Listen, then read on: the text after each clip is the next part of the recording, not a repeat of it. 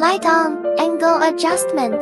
The observation platform can also be high or low. There are multiple colored lights at the bottom of the observation platform that are suitable for observing different specimens. There are 2 places on the microscope body where the lens can be adjusted. By placing the specimen on the observation table, you can clearly discover unexpected mysteries.